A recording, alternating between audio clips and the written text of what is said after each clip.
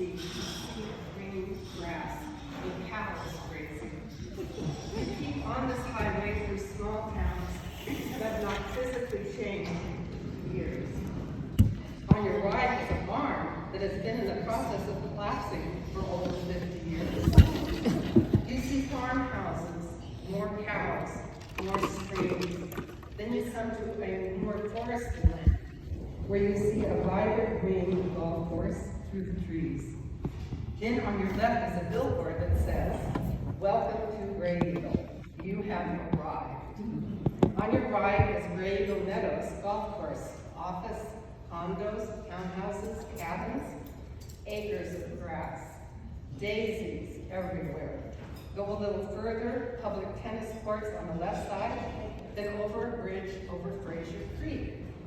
On the right is Outpost Coffee and hot dogs with a lovely deck that overlooks the pond, more like a lake because the circumference is about 2 miles. Next is a grocery store, then the art loft, then Gray Eagle Cafe, onto a spacious green lawn, which is the town square, then the post office, then onto a jewelry store. All the buildings on this street are red with white trim. All are very small, only one room each, with sometimes a tiny upstairs. Wooden steps lead up to each store.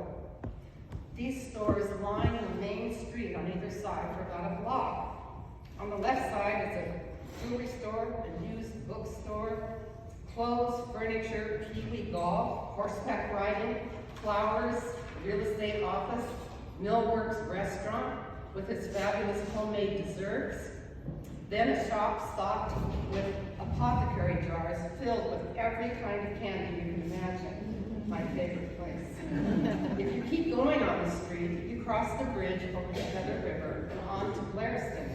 Population maybe 20 on a good day. Goomba's Pizza and a fabulous bakery. Train tracks run next to Blairston with all the sound effects. Whistles blowing a couple times a day and maybe once at night.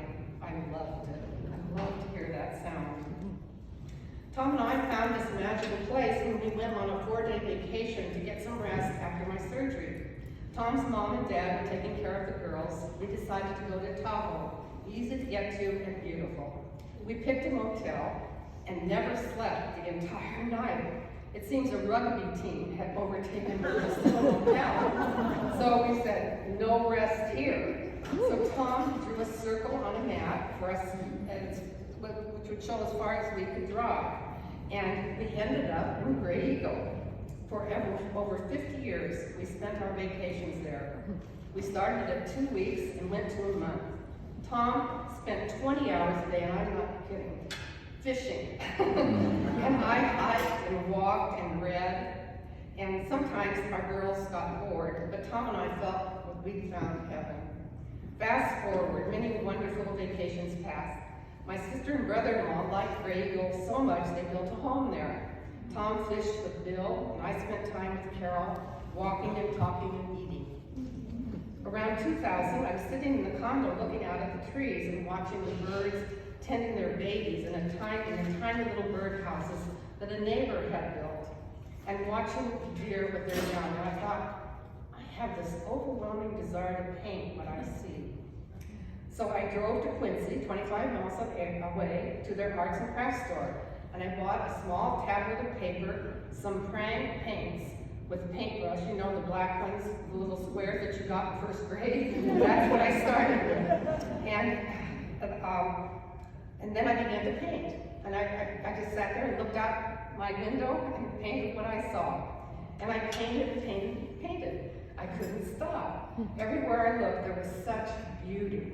I lined up several of my paintings on the mantle to dry when my friend Kathy, who was the catalyst for my art journey, happened to stop by. She saw the paintings and said, "There's an art class this weekend in Slope." She said, "And I'm signing you up." And I said, "No way, I'm not going to do that." And I have to tell you, that Slope is a little town. It has a sawmill. It's a lumber town, and a little town about 5 miles away, with a population about maybe 6. The cost is $250 for the weekend, including dinner and art critique. And I said, no, it's not something I can do. And she said, I will pick you up in the morning. So on Saturday, I got into a car and drove to the town of Slow, to the town hall. That's the one building they had in Slow. In the room, when we got there, it was about a dozen people. In the center of the room, the instructor had set up 4 still lifes. And the tables were set around in a U shape. So I had no paints, no paper, and no brushes. So the teacher lent me hers. I chose a seat at the table in front of the still life I wanted to paint. In front of me was an enormous 22 by 30 piece of white paper. So I began to draw and then paint.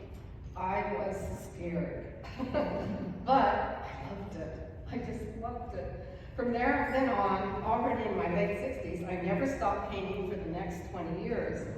I always painted from real life, from still lifes I would create. Every summer, from then on, Tom and I would spend a month in Gray Eagle, and I painted. There was so much beauty to choose from, starting with the sweet pea-laden fence next to Kathy's tiny emporium, to the large, bright red poppy-like flowers with their black centers that I've never seen anywhere else, and there were wildflowers everywhere you looked. Gray Eagle is a land of lakes. Long Lake, Gold Gate Lake, Salmon Lake, Sardine Lake, Big Bear, Little Bear, Bass Lake, and flowers, flowers, flowers everywhere, just waiting to be painted. There are many wonderful secondhand shops in the area with wonderful names like Nifty Thrifty and Connie's Place. At this point, I started collecting vases, usually costing only $2 or $3 a piece. Then I met Christina, who had a small store on the main street, and she had a studio in the forest where she hand-painted floral glass vases that she has sold all over the world. When she closed her retail store, I purchased at a steep discount many, many of her vases, which added so much interest and personality to my paintings. Sometimes when I sold or gave away a painting, I would include the vase depicted in the painting as a gift.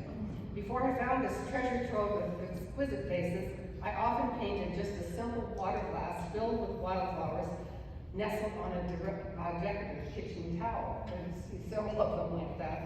For a time, I also did some commissioned work, commemorating an event in a person's life who commissioned it, where I painted the actual frame and then attached a photograph of the event in the body of the work, which always included a vase of flowers. Watercolors have to be framed. They don't stand alone. And I'll never forget the thrill of picking up my first professionally matted and framed painting. It was the very painting I had done in that class in Slope. The first large-scale painting I had ever done. And here's the most memorable thing about that painting. Before I'd ever sold the painting, some friends came to my home to see my artwork with the intention of buying something. After viewing and studying all my pieces, the chosen one was none other than that painting from Sloan. And I've never said anything to anybody about this, but Linda was the one who chose that painting as a gift from Audrey's mom. Yeah. So let me tell you a little more about Gray Eagle. Gray Eagle has so many wonderful places to eat. Olson's Cabin with its huge slope of grass in front, Gray Eagle Frosty, Gray Eagle Cafe, Millworks, Outposts, hot dogs and cappuccinos, Dumbo's Pizza, Blair's Bakery, and Packer Lake, where you could bring your day's catch and they would cook for you. Packer Lake always, every summer, invited a chef or hired a chef from San Francisco and would cook for the summer at the restaurant. There was also a lively farmer's market nearby where I bought produce to paint. Oh, so many things to paint, so little time.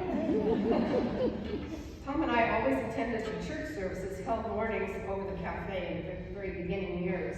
The pastor and his family of 5 children were sent by village missions. We would also go to Bible classes held in people's homes. We met a lot of fellow believers. This was a very precious time for us.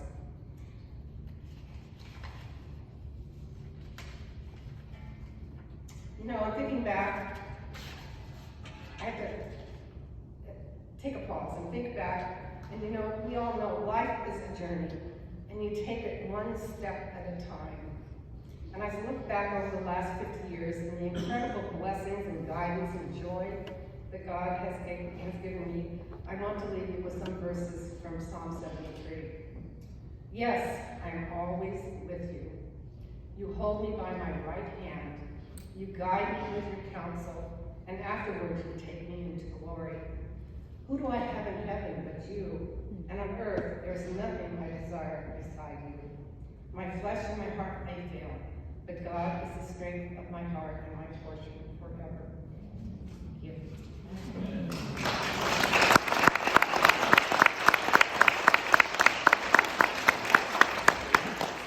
Maybe you can go up there and say that, you know,